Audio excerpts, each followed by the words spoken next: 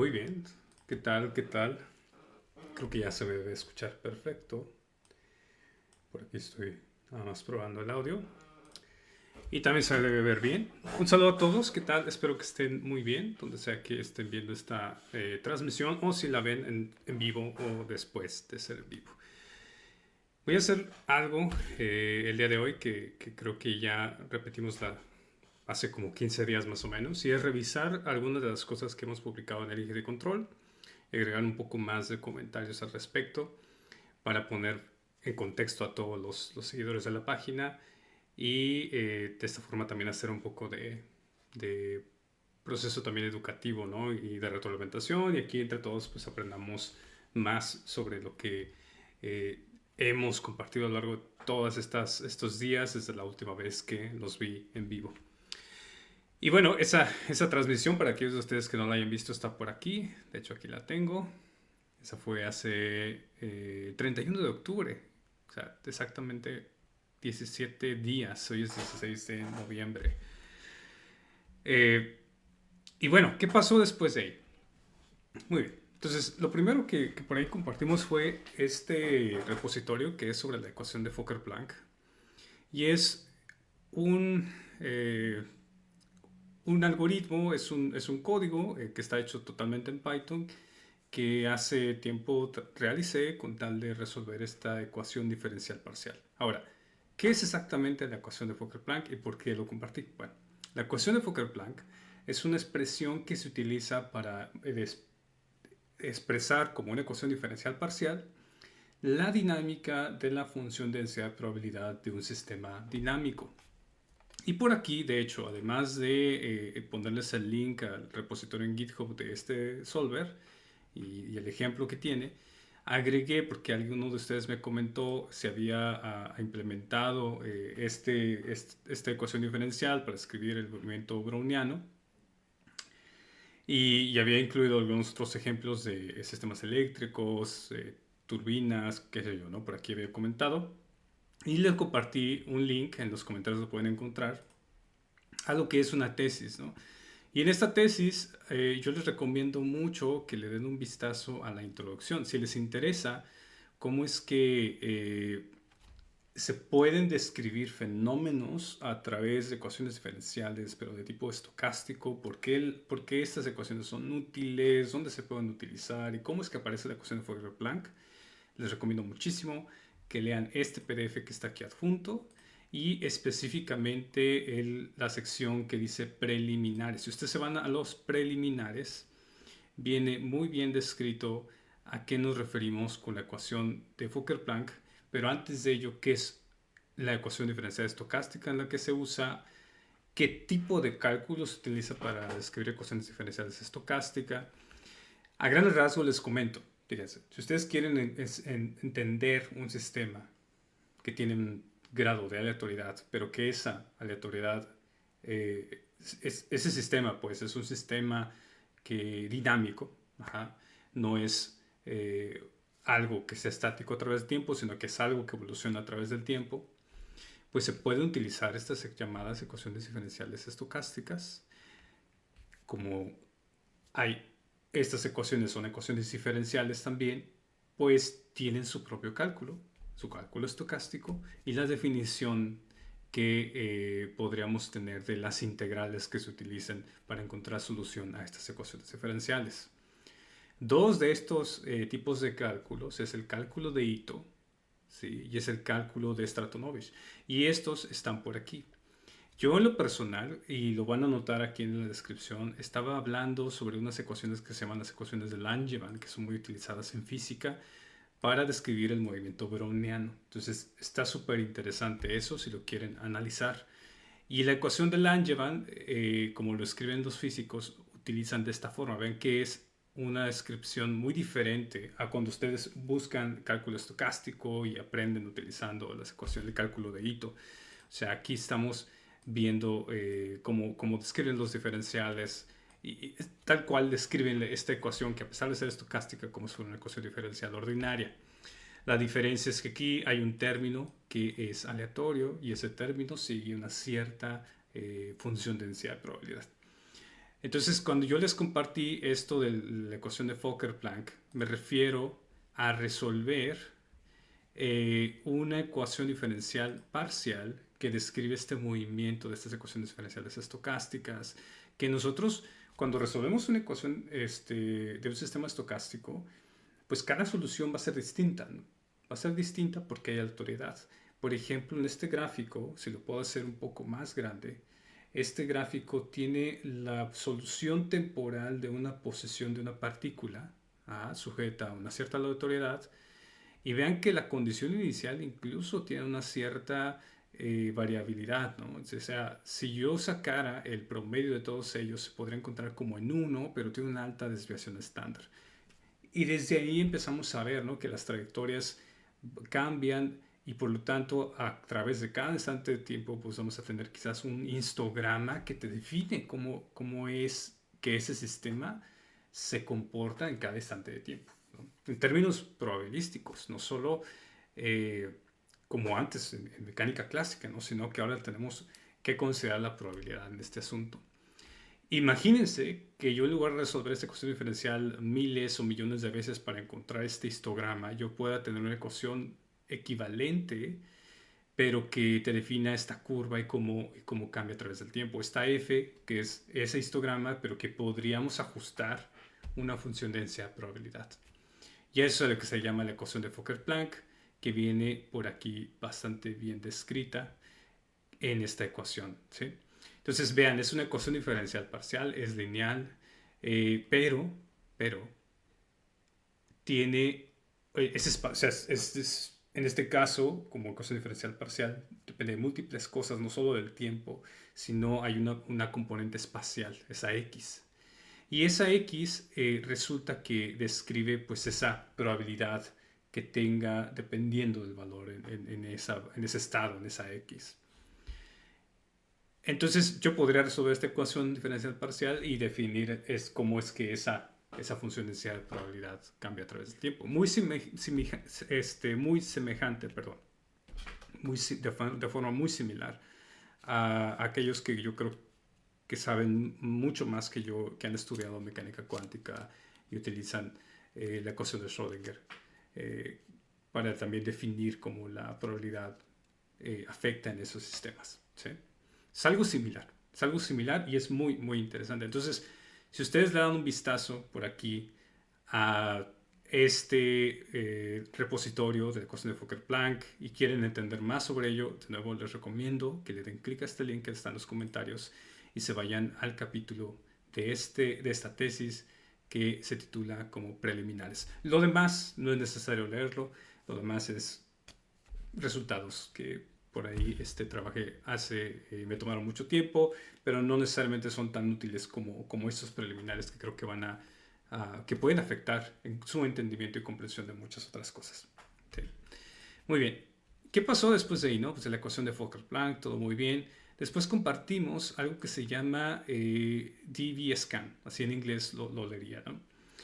¿Qué es esto? Bueno, no sé si alguna vez se han enfrentado a ese problema en el que tienen un conjunto de información bastante grande y que tienen que clasificarlo, ¿no? Tienen que clasificarlo dependiendo de algunas características. Bueno, a veces, antes de llegar a esto, esos datos son multidimensionales, o sea, tienen más de 10 dimensiones, 20 dimensiones, o sea, hay muchas variables en ese momento, ¿no?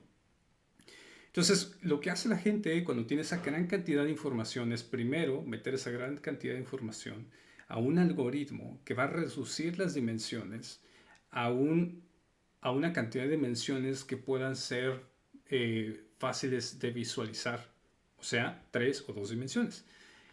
Y después de ello, ¿por qué se hace eso? ¿No? ¿Por qué se hace que tengamos esas menores dimensiones? Porque una vez que tienes esos datos expresados en menores dimensiones, puedes ver la existencia de posibles grupos, al menos de forma visual. O sea, tú puedes ver que tus datos, no sé, sean una población que comparte cierta correlación con algún valor, eh, por ejemplo, una ideología política, alguna enfermedad psiquiátrica, alguna preferencia por una materia en específico en la universidad, qué sé yo. O sea, tú tratas de agrupar esas características y resulta que hay algoritmos que pues te pueden extraer esos grupos, ¿sí? Dependiendo de esa característica, que es a lo que se le llama en inglés como clustering o agrupamiento. Y DB-Scan es el algoritmo como elemental, es de los más sencillos para poder hacer este tipo de agrupaciones. Ahora, ¿en qué se aplica en términos de la robótica o de la mecatrónica? Pues porque posiblemente tengas mediciones que vengan de un lidar, que vengan de un radar, que vengan de una cámara y quieras hacer descomposición de lo que observas en múltiples objetos, clasificarlos, ver qué son, qué no son, y, y en ese instante podrías usar ese tipo de algoritmos. Ahora, aquí lo interesante es que estos tipos de algoritmos son bastante costosos computacionalmente, pero he notado, por ahí en la investigación personal, que existen formas de implementar estos algoritmos en tiempo real. Entonces hay una serie de personas que han dedicado bastante tiempo en investigar y en crear algoritmos o versiones de este algoritmo que puedan ser como recursivas, ¿sí? Que yo pueda hacer este tipo de clustering en tiempo real, lo cual es muy, muy útil. Entonces, si por ahí ven alguna aplicación de este tipo de algoritmos en alguno de los programas que están trabajando, sería muy interesante ver en qué lo están aplicando y cómo lo están aplicando. Y además de hay muchos otros, ¿no? Hay otros algoritmos. Creo que otro de los más conocidos es el llamado K-means, donde tú separas también a partir de una métrica que tú das, que puede ser euclidiana o no euclidiana, ¿sí? Con eso y con esa métrica que te mide qué tan cercanos están estos valores dentro del mismo grupo, pues puedes hacer esta separación. Las desventajas de estos algoritmos, algunos de ellos es que son también estocásticos, por lo tanto hay una cierta aleatoriedad en cómo se forman los últimos grupos. Y eso es algo pues también sumamente interesante. Entonces, en este caso lo compartía porque me parece relevante, me parece muy relevante para muchas aplicaciones que luego tenemos en ingeniería hacer este agrupamiento. Y no solo en ingeniería, sino en cualquier aplicación de ciencia de datos. Es algo base, ¿no? Y les decía, normalmente tienes una gran cantidad de información, quieres entenderla, la reduces en dimensión para poderla visualizar, transformarla quizás a veces incluso en un grafo y ver propiedades topológicas del mismo, ¿no? Entonces ahí está, este análisis topológico te puede incluso decir cuántos agujeros tiene esta forma topológica que contrasta a partir de los datos y quizás utilizar ese tipo de características topológicas como una correlación de algún parámetro o alguna característica importante relevante en tu información, ¿sí?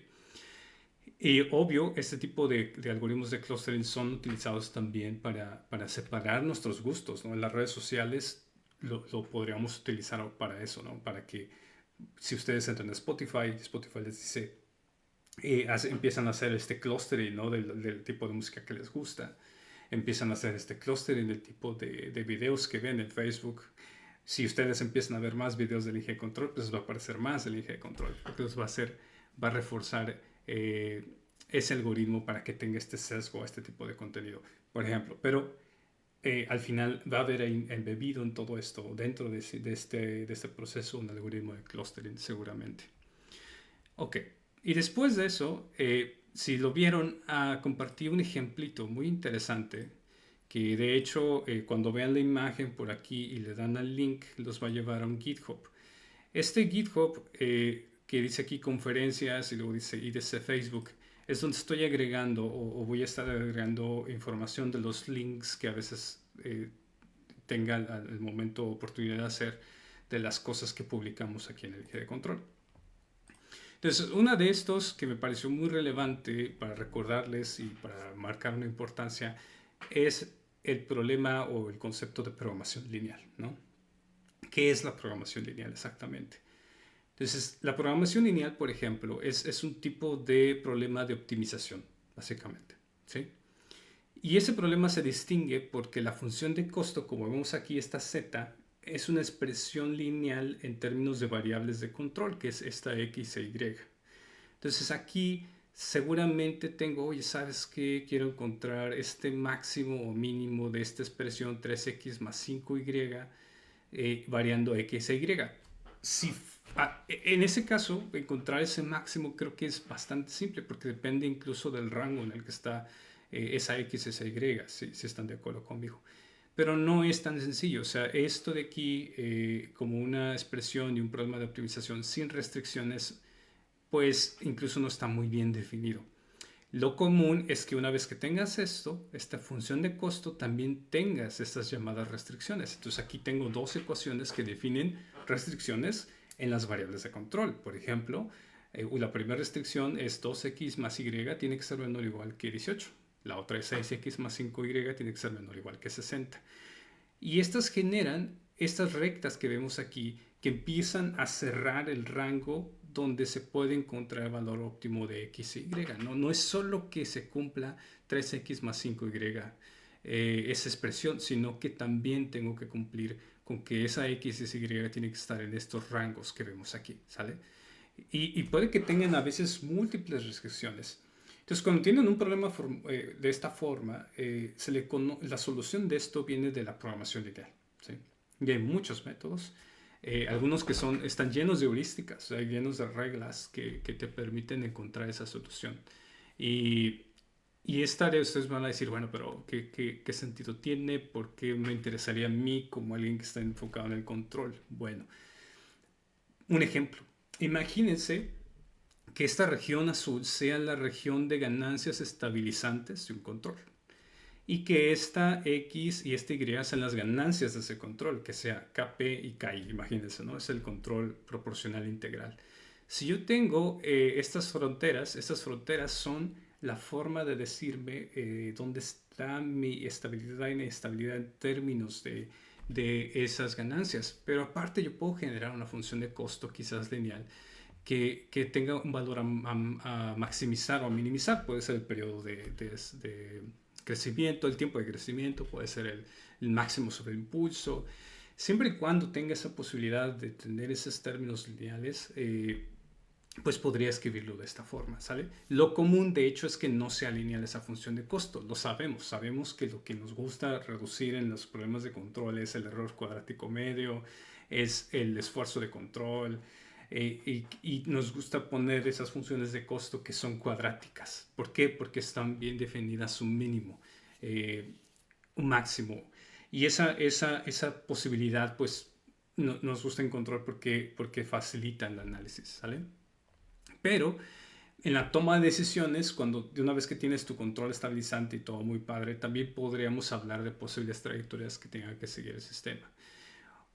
En el caso donde es más utilizada la programación lineal es seguramente en logística. Y logística es parte de un área que se llama investigación de operaciones, pero la investigación de operaciones tiene, si usted ponemos un diagrama de Venn, tiene una conexión con la cibernética, y la cibernética tiene una conexión con todo lo que sabemos de teoría de control. Entonces, un proceso de logística es una toma de decisiones que también se puede hacer en tiempo real. Y nos interesa a nosotros como personas que les gustan los sistemas dinámicos de control entenderlo, porque vamos a tratar de generar esos algoritmos que tomen la decisión inteligente en tiempo real. ¿Vale? Muy bien. ¿Qué más? Pues después de ello les compartí, hablando todavía de optimización, la culminación de un taller que vimos de optimización en control. Ustedes pueden ver la información del taller por aquí, todo muy padre. Y vimos, al final, les agradezco mucho a todos los que estuvieron en vivo. Pues le mando un saludo a Andrés. Andrés fue uno de los alumnos que estuvieron presentes. Y fue bastante agradable también hablar con él y con otros. Les mando un saludo a Juanjo, a Christopher y también a Iván, que estuvieron por ahí presentes y que fueron parte de este taller. Y al final vimos estos ejemplitos, déjenme lo pongo por aquí. Vimos estos ejemplos, voy a mover la imagen, de identificación de parámetros, diseño de control y toma de decisiones. Entonces nosotros vimos cómo hacer esta identificación de parámetros, propusimos el problema de la función de costo, en este caso los errores al cuadrado, la suma de los errores al cuadrado, y encontramos los mejores parámetros para un sistema no lineal a partir de unos datos artificiales. Luego vimos cómo es que se puede utilizar también la optimización, como les decía anteriormente, es para generar una función de costo que podamos minimizar sujeta a algunas restricciones. Por ejemplo, darle la región en la cual pueden estar estos parámetros. Y también hablamos un poco sobre el MPC, o sea, cómo hacer esa toma de decisiones en tiempo real. Les puedo decir que este curso se va a repetir nuevamente, pero se va a repetir hasta el próximo año. De hecho, la intención es publicar en los próximos días un calendario de actividades. Ese calendario de actividades es el que les va a dar a ustedes pauta para saber qué cursos se van a dar, cuándo se van a dar, y lo tengan presente.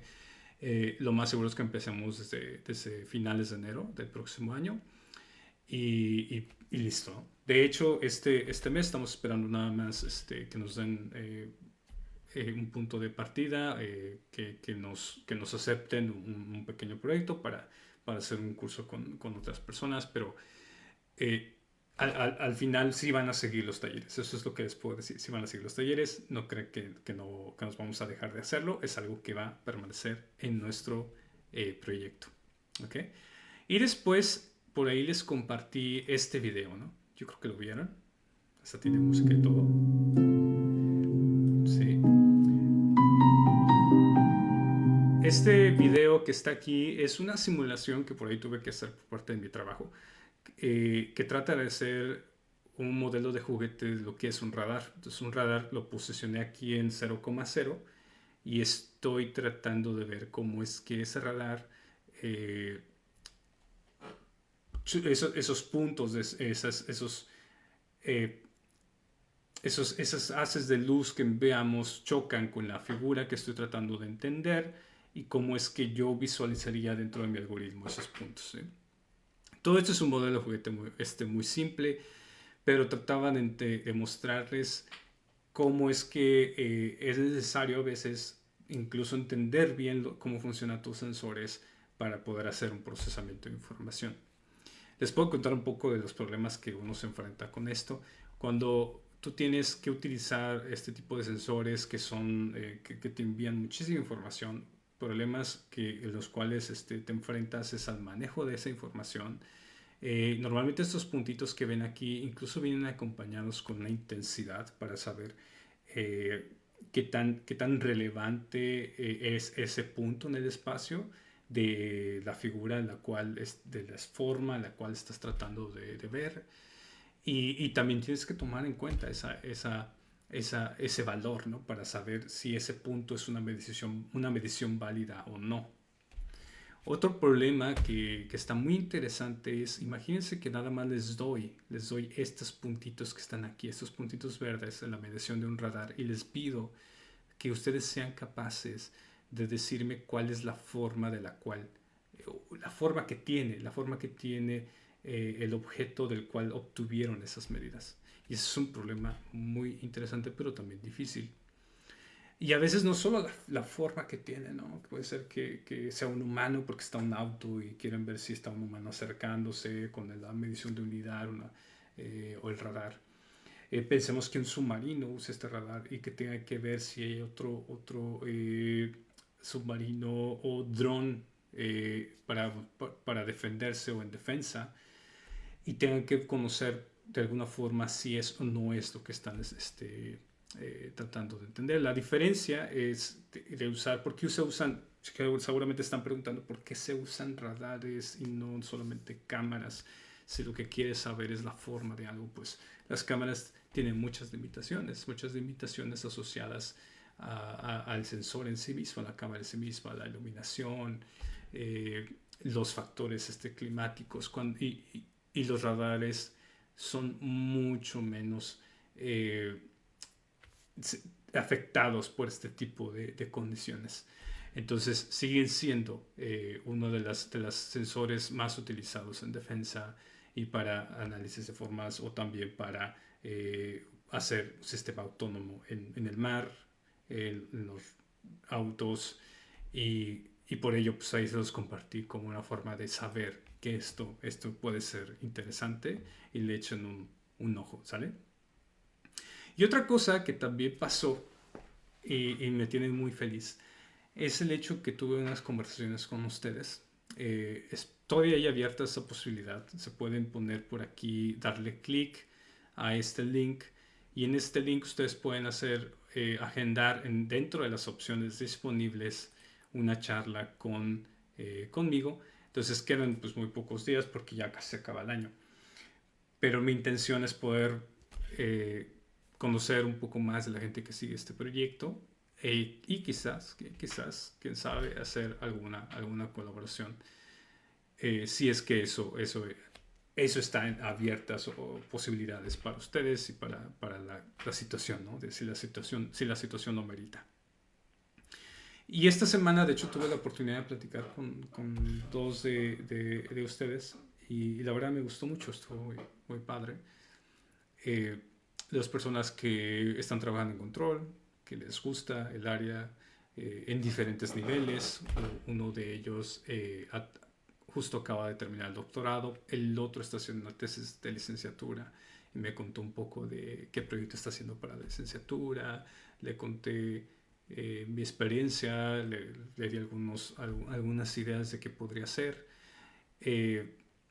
Quien egresó del doctorado, hablamos mucho sobre cómo posiblemente colaborar, lo cual estuvo muy padre, pero también sobre las oportunidades laborales que existen después de terminar un doctorado. O sea, fue muy padre esa experiencia. Creo que quizás el próximo año también siga siendo esta apertura, porque parece muy, muy relevante. Y después pues publicamos sobre las LSTMs, ¿sí? En inglés se llaman Large Short Term Memory. Estas redes neuronales que vemos aquí, estas estructuras que es un tipo de red neuronal recurrente. ¿Sí? No son cualquier tipo de red neuronal, son redes neuronales que toman en consideración la evolución temporal del sistema. Y es un tema muy, muy complicado de explicar en pocas palabras, pero lo que sí puedo decir es que una red neuronal profunda, una red neuronal común, trata de reconstruir una función altamente no lineal con ayuda de esta estructura basada o inspirada, bioinspirada, pues, en cómo supuestamente están conectadas las neuronas en el cerebro humano, ¿no? Entonces tú tienes esta red neuronal profunda o red neuronal simple, o en inglés se llama multilayer perceptron, ¿no? O sea, simplemente múltiples capas, quizás 10, 5, qué sé yo, de pocas a miles, ¿no? Y la intención es que con ellas puedas generar funciones altamente no lineales. El problema es que, como cualquier otro problema de identificación de modelos y de parámetros, es que cuando tú identificas algo a partir de información existente, lo que no ve ese modelo o esos parámetros que identificaste con esos datos existentes tiende a ser mm, mal, tiene a tener una predicción muy mala, ¿sí? Es decir, en otras palabras, para interpolar estos modelos pueden ser geniales, pero para extrapolar pueden no serlo tanto. Y nosotros nos buscamos mejorar las técnicas con las cuales entrenas esos modelos o de otra forma identificas sus parámetros para que esa extrapolación tenga mayor éxito. Y las redes neuronales recursivas como estas tienen su aplicación muy particular en series de tiempo. Si tú tienes una serie de tiempo y quieres hacer una predicción segundos en el futuro, pues vas a usar una red neuronal recurrente. Y esta de aquí tiene un factor de olvido que va a ayudar a que tomes en consideración de la información que le inyectaste, si en el tiempo qué es la información que más te interesa y qué no. Si ustedes conocen muy bien los mínimos cuadrados recursivos o lo han estudiado alguna vez, podríamos pensar en esto como un algoritmo mucho más poderoso, una versión mucho más poderosa de esos mínimos cuadrados recursivos. Los mínimos cuadrados recursivos funcionan bastante bien por ejemplo, para identificar un sistema lineal en tiempo real, pero es muy lento. La convergencia, la velocidad de convergencia de aprendizaje de esos parámetros es muy lenta. Y la intención con esto es que a través de mucha información que le des, tengas ya los parámetros de tu red neuronal y pueda ser buena prediciendo trayectorias futuras en un sistema dinámico. ¿Ok? Muy bien. Entonces, otra cosa que por ahí compartí son las redes neuronales gráficas y eso fue un concepto que me pareció muy interesante. Yo siento que es algo que todavía le estoy dando una leída porque hay mucha información que por ahí estaba estudiando al respecto y les dejé un tutorial que me pareció increíble de una página que se llama Distill. Yo creo que sí la conocen algunos de ustedes. Distill tiene tutoriales muy buenos y en especial buenos porque son gráficamente llamativos. O sea, es muy didáctico todo esto, ¿no? Toda la información que viene aquí los pueden leer con calma y entenderlo. También las redes neuronales recursivas, las LSTM que les mostré antes, también hay un artículo de Distill. Lamentablemente Distill ya no es algo que exista. Y yo estaba leyendo también, me interesó mucho conocer pues, por qué ya no publicaron más cosas en Distill. Y punto número uno, la academia no tiene una recompensa por este tipo de trabajo. O sea, hay muchos académicos que quisieron hacer más trabajos como esto, que presentaran de forma gráfica y simple algo, eh, pero no había una recompensa en absoluto. Entonces, no había, digamos, así como el índice H de las publicaciones, esto ni siquiera contribuía a eso. Entonces, en 2021, como ven aquí, más o menos, o 2022, si no me equivoco, paró totalmente de hacer publicaciones. Por lo tanto, van a haber cosas que son muy útiles, pero son técnicas de redes neuronales que ya están sobrepasadas en este momento para algunas cosas, ¿no? Ahora sabemos que los transformers son otra técnica mucho más potente para ciertas ideas. También ya está el uso de las LLMs incluso para hacer forecasting, pero de nuevo no son técnicas que sean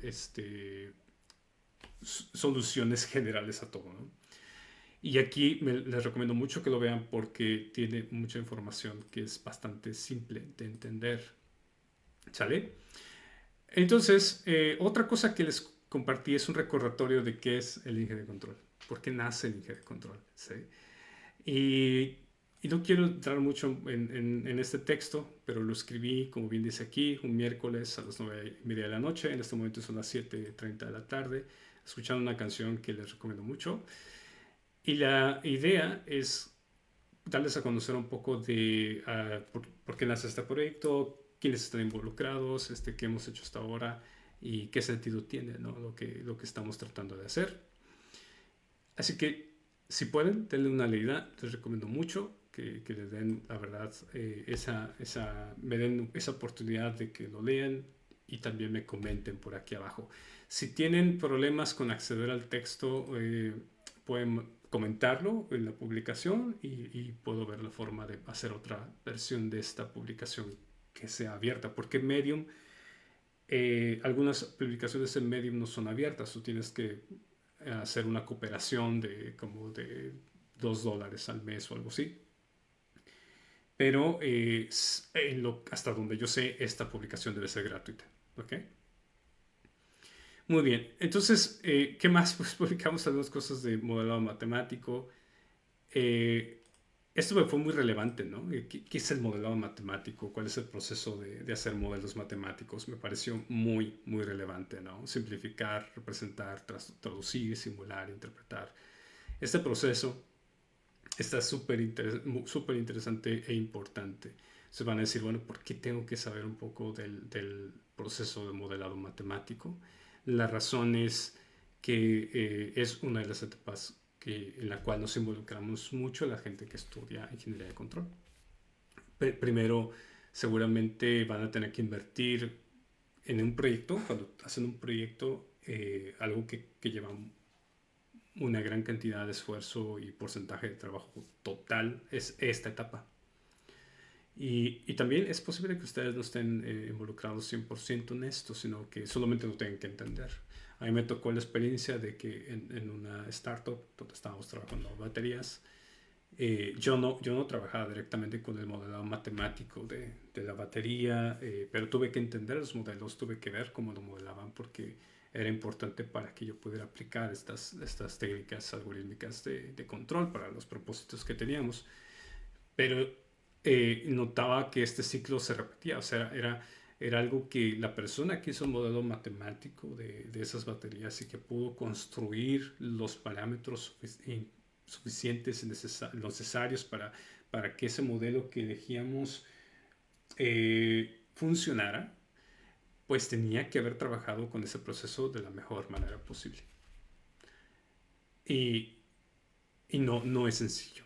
Otro comentario que puedo hacerles es que le he hecho este consejo, le he dicho este consejo a varias personas, es que una de las formas en las que ustedes puedan hacerse empleables o tener éxito como ingenieros de control es que además de ser estas personas que puedan contender de forma teórica estas ideas súper complejas de estabilidad, de diseño, de simulación, se pueden hacer expertos en un nicho en específico. Por ejemplo, ustedes pueden ser los únicos que trabajan con robótica, pueden ser los únicos que trabajan con sistemas de potencia, sistemas de electrónica de potencia, pueden ser los únicos que trabajen con sistemas marítimos, pueden ser los únicos que trabajen con ecología, pueden ser los únicos que trabajen con biomedicina, pueden ser los únicos que le aplican al control a economía, a toma de decisiones en procesos industriales, en logística, pueden serlo. ¿Sí ven? O sea, ahí en el área en la cual ustedes buscan ese nicho de aplicaciones, lo que va a hacer que ustedes tengan mayor éxito, porque se puedan distinguir en dando las posibilidades. Y eso es algo de lo que por ahí comentaba mucho con algunos de los colegas que son parte del IGE Control y notábamos que era bastante cierto. Muy bien. Entonces, otra cosa que por aquí compartí es el método de disparo. Es el método de disparo. De hecho, este gráfico surge de el último ejercicio que vimos en clase del curso o del taller de optimización para control. Y este método de disparo resulta que viene de un método numérico para solución de problemas de valores de la frontera. O sea, cuando tienes una ecuación diferencial, x punto igual a fx, ut, ¿sí? En el paréntesis, Y lo común es que nosotros resolvamos el problema del valor inicial, ¿no? Tú le dices la condición inicial de esa ecuación diferencial y resuelves el sistema. Pero a veces es importante conocer qué quieres que tenga la ecuación diferencial en un tiempo en específico. ¿Sí? ¿Qué X quieres que tenga en ese tiempo final? Y encontrar la solución que te lleva de esa condición inicial a esa condición de frontera. Entonces a ese se le llama el problema de la frontera. Y este es uno de estas metodologías para hacerlo. Y se llama disparo porque trata de estimar con una heurística. Al final de cuentas creo que es una heurística. ¿Se acuerdan? Yo creo que cuando encontraban la raíz de un polinomio utilizaban métodos como la regla de oro, el método de la secante, el método de bisección. Estas eran como heurísticas porque eran métodos que te trataban de llevar a la solución. Y entonces este método de disparo es posiblemente una combinación también de estas técnicas, numéricamente hablando, para llegar a encontrar esas soluciones. Y me van a decir, bueno, ¿y por qué la usamos en optimización? Pues porque cuando tú resuelves el problema de optimización con el MPC, cuando tú dices, oye, tengo este costo que se debe cumplir constantemente, y ese costo del MPC tú lo resuelves en tiempo real, ¿no? Tú dices, para poder saber qué va a pasar en ese momento, resuelves la función de costo 10 segundos en el futuro, ¿no? Y en esos 10 segundos en el futuro también tienes una condición de frontera. Entonces vas a resolver el problema de optimización que se cumpla con esa condición de frontera, con el costo mínimo y que aparte está sujeta a una restricción. ¿Qué restricción? La ecuación diferencial que modela ese proceso. Entonces, si quieres hacer esto numéricamente, vas a tener que utilizar un método como este. Y puede que sea el de múltiples disparos, no sea nada más disparos simples, sino múltiples. Puede que tengas que usar un método numérico para la solución numérica de la ecuación diferencial, puede que sea el Runge-Kutta de cuarto orden, puede que simplemente uses el método de Euler.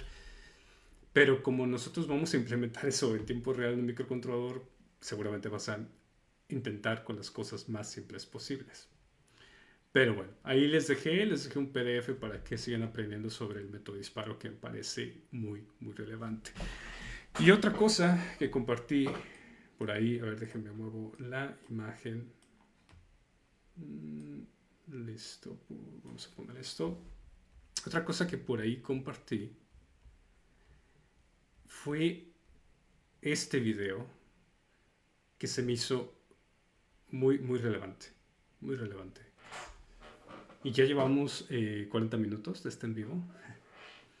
Ya casi acabamos a todo lo que hemos visto desde la última vez que nos vimos, desde hace 15 días. Este video se me hizo muy relevante porque muchas de las personas que he conocido que terminan estudiando un posgrado y haciendo un doctorado tienen una cierta cantidad de expectativas y luego esas expectativas no se cumplen necesariamente. Y si estamos hablando, aparte de hacer un posgrado y un doctorado en tu mismo país de origen, y ese país de origen estamos hablando que es en la parte de Latinoamérica, hablando específicamente de México, las cosas no están tan bien. En México, por ahí vimos ya múltiples publicaciones en periódicos, en crónicas que hablan incluso de la cantidad, el porcentaje de personas que terminan ese posgrado pero que no logran insertarse en un trabajo en el cual apliquen sus conocimientos al 100%.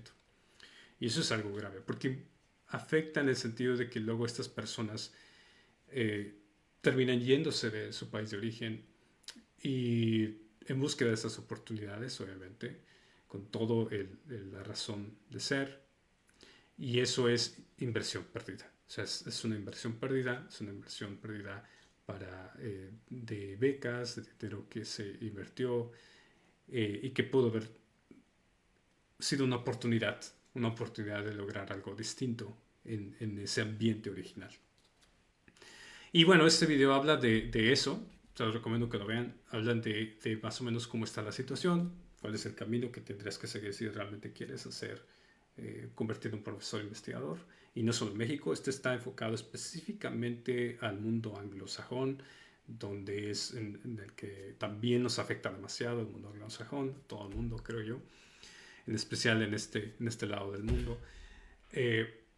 Y cómo es que si quieres también puedes utilizar esos conocimientos para pasarte al sector privado y seguir trabajando en algo en lo que realmente apliques eso por lo cual trabajaste, y también toma en consideración pues cuáles son esas limitantes y eso lo tomas, ¿no? Me gustó mucho, se los recomiendo, ojalá que lo puedan ver. Y otra cosa que por ahí vi, porque soy miembro de la Sociedad Cibernética de aquí del Reino Unido, y me llegó que lamentablemente no sé si todavía estamos a tiempo, fíjense, es en noviembre 18, entonces se pueden escribir, pueden ver qué onda. Y la Sociedad Cibernética del Reino Unido tiene ciertas como ponencias, muchas de ellas gratuitas. Tiene un canal de YouTube también, lo pueden ver. Y bien me llamó mucho la atención esto porque hay gente que está en esta sociedad cibernética que no todos son teóricos en control tal cual, sino que buscan la aplicación de ese concepto a múltiples áreas.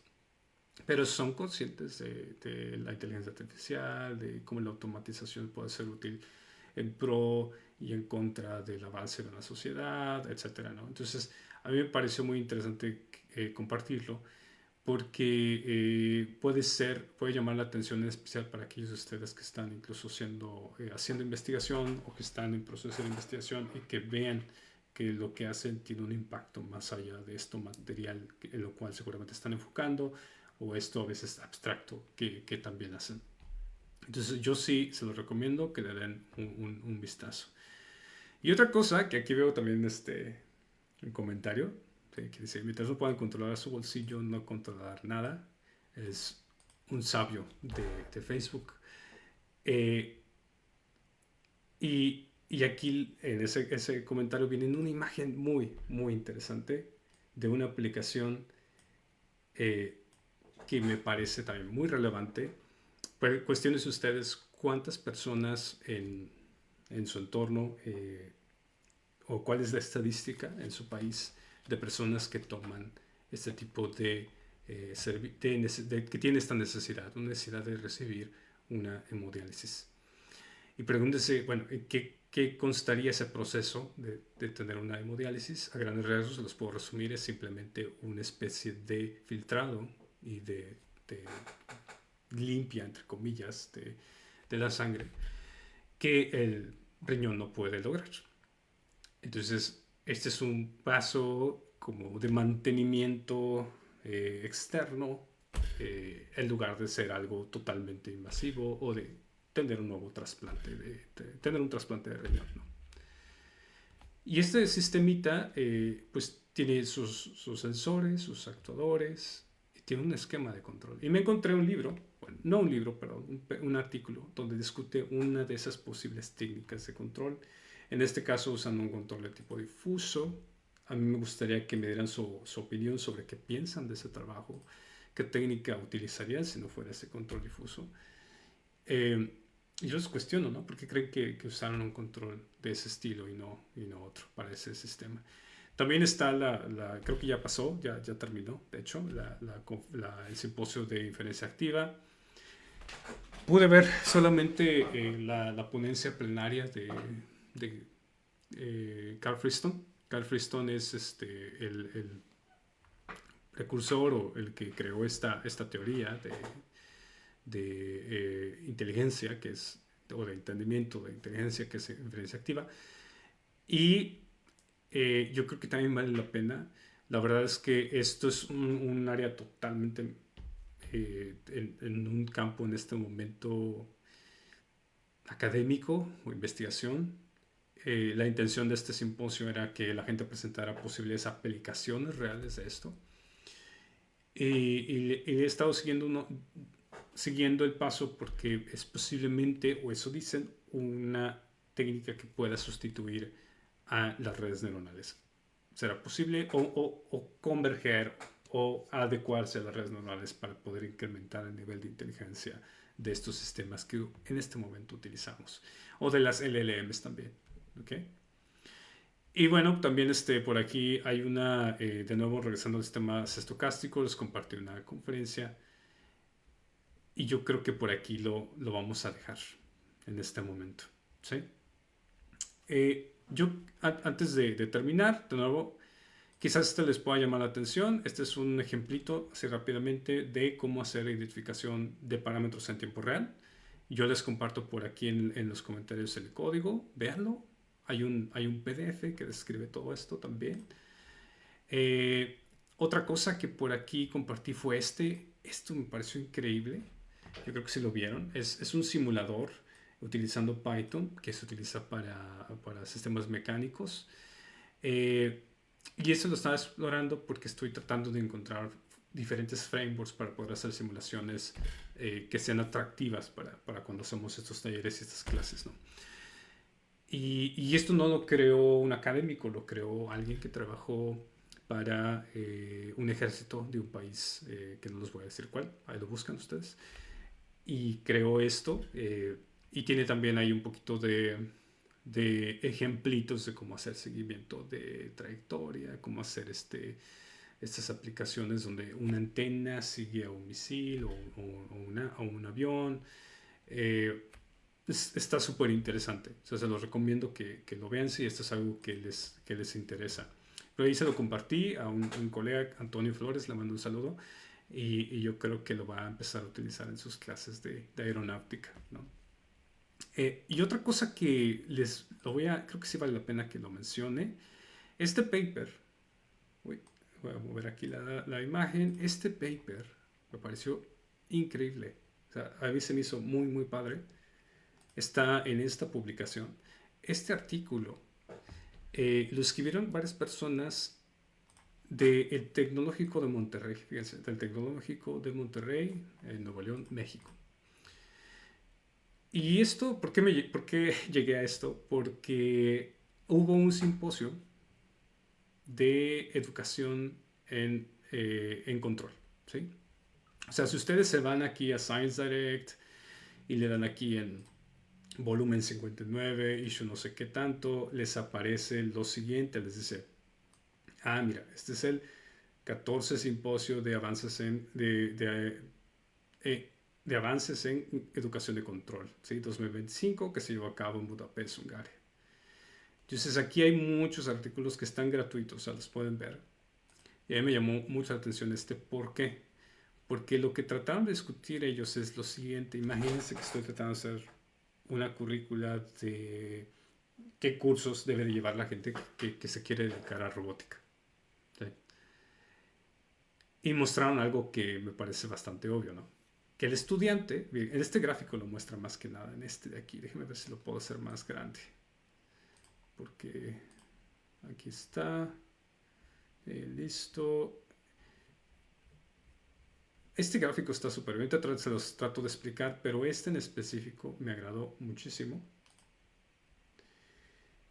Y más o menos muestra, dependiendo de los colores, es la importancia, ¿no? Si es azul es mucho más importante o es lo que tienes más, así lo pondría, es lo que tienes más, lo que más se necesita, lo que más tienes o lo que con mayor relevancia. ¿Sí? Todo está normalizado a uno.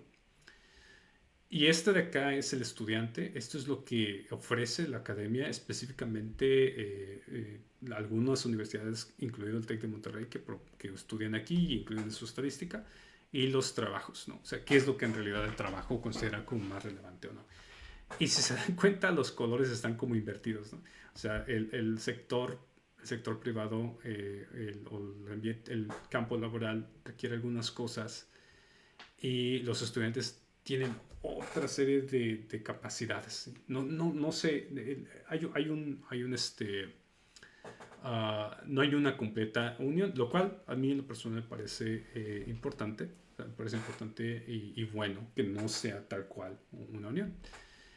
Pero para ustedes que están tomando decisiones sobre qué sí, qué no, qué tomarle más, menos relevancia, algo como esto les podría dar una idea, ¿no? O sea, de que, por ejemplo, programación en C++ es relevante, pero quizás ellos aquí me dicen que no le dan tanta importancia, aunque el estudiante sí trata de seguir o mantener algo de conocimiento en ello, ¿no? Y hay otras habilidades. Aquí se ve que es esta, por ejemplo, de unit testing. ¿No? Es una habilidad, una habilidad técnica que requieren en el ambiente laboral, pero que nadie, ni los estudiantes, ni la universidad le toma un espacio. O sea, nadie está explicando qué es esto de unit testing en ningún lado. ¿Sí? Ni nada de esto de Continuous Integration Deployment, CI/CD. ¿Quién está explicando esto en clase? ¿No? No. Pero vean, o sea, aquí hay otras técnicas, ¿no? Como control no lineal. Ok, control no lineal a mí no me interesa en la práctica. Los académicos y los estudiantes sí les dan más está totalmente invertido. ¿Sí? Entonces ustedes podrían saber, viendo un gráfico como esto, qué cosas utilizar para hacerse más empleables, incluso a pesar de que terminen su doctorado o mientras están en el doctorado o en el posgrado o solamente saliendo de ingeniería y si les gusta el control automático. Este tipo de gráficos los podrían considerar para tomar eso a su favor y prepararse mejor. Y aquí muestra algunas habilidades o algunos puestos de trabajo en desarrollo de sistemas, en testing o una especialización técnica en diferentes empresas y cómo eso cómo dependiendo de ese tipo de trabajo o tarea que tienes que hacer, pues se conecta con una serie de habilidades. ¿Sí? Y acá es simplemente cuáles son las más importantes, ¿no? Por todos estos trabajos parecen requerir al menos en el caso de cosas relacionadas a robóticas, que conozcan cinemática inversa y directa. ¿Sí? Robots móviles, transformaciones de coordenadas, programación en C++, programación en Python, SLAM, actuadores y sensores, aquí lo voy a poner más para acá. Todas estas habilidades son cosas que tienen que integrar ustedes si quieren eh, tener mayor posibilidad de de adquirir ese tipo de trabajo en algún futuro. Okay. Entonces mando un saludo a estos investigadores si están viendo este video, ojalá y sí, ahí nos dan un comentario, ¿no? Si es que alguno de ellos, si ustedes los conocen, etiquétanlos porque me parece muy importante lo que hicieron. ¿Vale?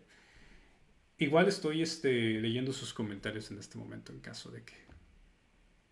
¿Vale? Y listo, yo creo que con eso terminamos. Por aquí vi a alguien muy padre que compartía algo sobre exoesqueletos y esta persona nos comparte lo que hizo de su tesis. Carlos Ríos, le mando un saludo. Carlos Ríos nos comparte, lo voy a poner, algo que hizo en su tesis. Y a mí lo que me llamó la atención es pues que esto fue, si no me equivoco, publicado. A ver, voy a ponerlo más por acá. ¿Sí? Se ven, es como una especie de teleoperación. ¿Se lo ven? Es una teleoperación. Y esto fue publicado hace 18 años, ¿no? Entonces, Carlos, si andas por ahí, pues te mando un saludo. Sería muy padre que nos cuentes qué pasó con ese proyecto y si es que lograste o trataste de utilizar algo como esto, si se puso a hacer un prototipo, si se logró hacer algo más, sería interesante saberlo. Muy bien, pues aquí lo dejo por hoy. Me mantengo en contacto. Muchas gracias a todos ustedes que están viendo esta transmisión. Si hay algo que por ahí luego quieran compartir, comentar, con mucho gusto saben que los leo y los tomamos en consideración en este proyecto. Dale.